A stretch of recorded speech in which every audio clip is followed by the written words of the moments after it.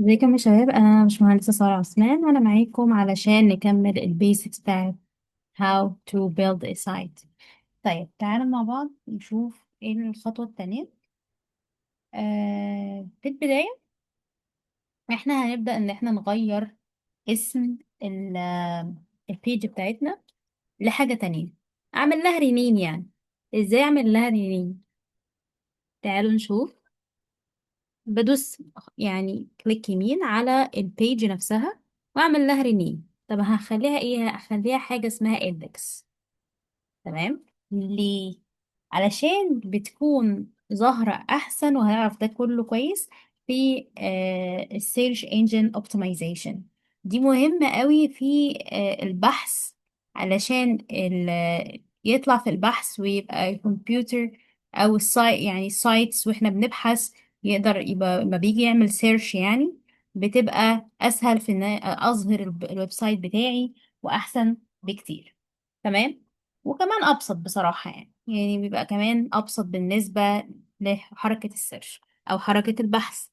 طيب هنيجي نتكلم في فكرة ايه اللي انا دلوقتي شغالة في HTML بس 5. الفيرجن بتاعتي 5 هي دي احدث تقريبا فيرجن، او مش تقريبا، يعني هي احدث فيرجن ودي احلى فيرجن. تمام. بالنسبة لميتا تشارست دي، اليو تي اف 8. اليو تي اف 8 دي بنستخدمها علشان يبقى البيج بتاعتي تدعم معظم اللغات او اللغات اللي احنا بنستخدمها بشكل عام. يعني بنعرض فيها الأحرف بشكل صحيح، سواء كانت لغة عربية، لغة إنجليزية، وهكذا. فدي هي المعتمدة، لأنها بتبقى تمام مع معظم اللغات. تمام. بيدعم كلها تقريبا، يعني صيني، انجليزي، عربي، اي حاجة عايزة اكتبها في الكونتنت من جوه هقدر ان انا اكتب. تمام. وهيبقى شكلها تمام. خلاص بالنسبة للبيج، فعشان كده الترميز بتاعنا ده هو دي تي اف 8. تمام.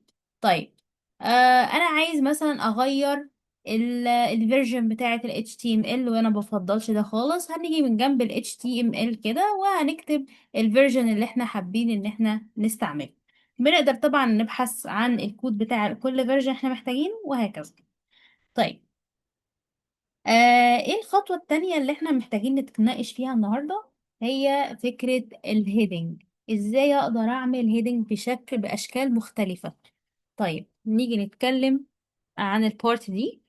بس قبل ما نتكلم عن البارت دي كمان، احنا خدنا المرة اللي فاتت البيرنت تاج، وهو ده اللي بيجمع كل التاجز جواه. وهنتكلم عن التشايلد تاج. طبيعي عندي parent فأكيد عندي child. فالchild اللي هو الهيد بالنسبة ل HTML هيكون الchild هنا هيبقى الهيد والبودي الاتنين مع بعض. تمام. ليه؟ لأن هو بيحتوي على الهيد وبيحتوي على البودي، فعشان كده ده اسمه child tag. ممكن نعمل هنا comment، أو ممكن نخليها فوقيه أحسن علشان تبقى أوضح. هكتب هنا child tags، اللي هم مين؟ اللي هم الهيد تاج and البودي تاج. تمام. سهلة خالص، مفيهاش أي حاجة. طيب أنا هلغي بقى الستراكشر ده لأن احنا خلاص احنا فهمناه. وفهمنا الفكرة بتاعة ال HTML5، هو ده اللي أنا استخدمته. ال HTML5 سهلة جدا. ليه؟ علشان وانس إن أنا بعمل بس اللي هي Shift 1 واعمل انتر، شيفت 1 انتر، هيديني نص الهيكل خلص اللي احنا لسه كنا بنتدرب عليه دلوقتي، ان انا اعمل HTML تاج واعمل جواها بودي واعمل جواها هيد. انا بقى ايه؟ بنريح دماغنا من الليله دي كلها، هو يظبط الايه، اللي بقى السكيلينج، الويدز، العرض، الطول، وهكذا، والفيو بتاعي. كل الكلام ده هو بيظبطه من خلال اللي هو كاتبه فوق. تمام. سواء الميتا تورست او الميتانية اللي هي بتاعت الفيو بورت. طيب نتكلم بقى عن الهيدنج. طيب الهيدنج هكتب فين؟ طبيعي كده بمنتهى البساطة هكتب الهيد بتاعي في ايه؟ فين؟ يعني اول حاجة هبدأ البادي بتاعي او الكونتنت بتاعي، فهكتبه فين؟ هكتبه في البادي طبعا. طيب هل انا ليا يعني اقدر اكتب الهيدنج ده باشكال مختلفة. اه طبعا. احجام مختلفة، مش اشكال، احجام مختلفة اه. كذا سايز عندي. عندي ايه؟ H1. وعندي مين تاني؟ H2. وهنجرب كل ده كمان مع بعض، يعني كل حاجة نجرب. وعندي ايه تاني؟ وعندي H3. لحد مين؟ لحد H6. تمام. H3. وعندي مين تاني؟ عندي H4.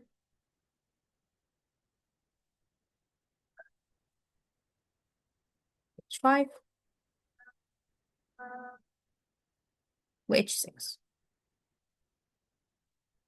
زي الفل. طيب، نكتب فين؟ بين التاجز زي ما احنا اتعودنا. هكتب ايه؟ ويب ديزاين. تمام. واقدر ان انا اخد سي وكنترول في، اعمل بيست. اعمل بيست فيهم كله.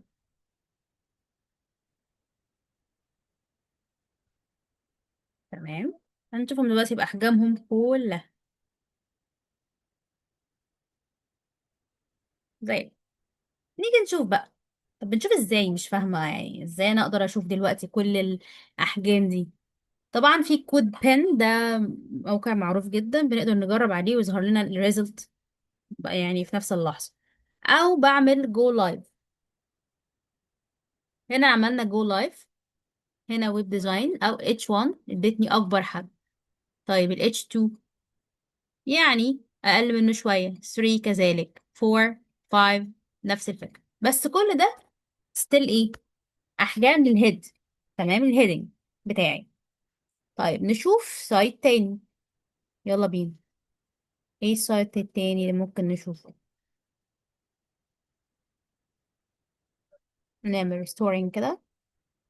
باسكال فان. نشوف السايت بتاعه كده. طب ازاي اشوفه يعني؟ مش فاهمة، هنشوف فيه ايه؟ هندوس كليك يمين عليه. هندوس على حاجة اسمها inspect. طيب، لو جينا شفنا ده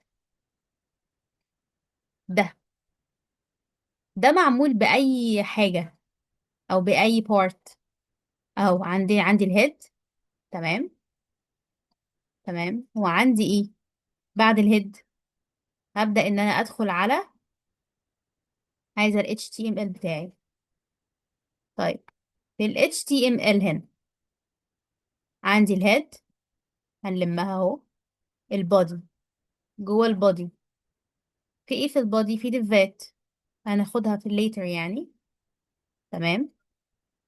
وهكذا. وعندي السكريبت بتاعي وقفلنا البودي. طيب، احنا مش هناخد كل الكلام ده دلوقتي. انا بس بنعرفكم ازاي يبدأ يبقى structure. نقدر من اي سايت نقدر نشوف الستراكشر بتاعه ماشي ازاي. تمام. وهكذا. طبعا later بقى نعرف نقول ايه ده H1 H2. فده معمول بايه؟ ب H1. وده معمول بايه؟ يعني ممكن يكون H2. تمام. وهكذا. بنكتشف الكلام ازاي من هنا؟ يلا نشوف مع بعض.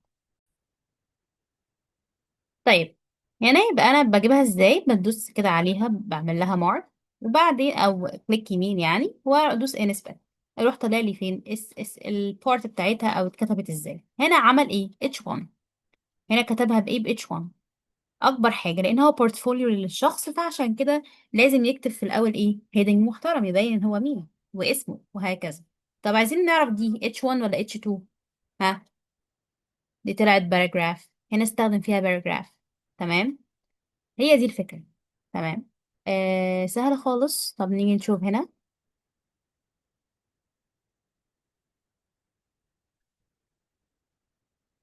inspect.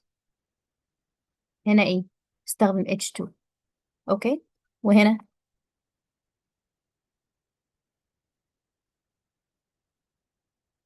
inspect. استخدم باراجراف. ماشي. نفس الفكرة اللي احنا نعملها بالظبط، ان احنا ازاي نستخدم باراجراف، ازاي نستخدم H1، ازاي نستخدم H2 وهكذا. طيب، نيجي نجرب فكرة الباراجراف. هنعمل ايه؟ باراجراف اولها ايه؟ P. طيب اكتب ايه جواه؟ لورم مثلا. هي كلمة لورم دي بيديك منه من نفسه كده حوالي كام كلمة كبيرة كده. تمام. ما لهمش اي معنى. نيجي نشوفهم جو لايف. نيجو لايف تاني. لايف سيرفر اهي. لورم اهي. الباراجراف بتاعي. تمام كده احنا اتعلمنا ازاي نعمل هيدنج بكل الاحجام، واتعلمنا ازاي نكتب باراجراف. اشوفكم على خير السيشن الجاي.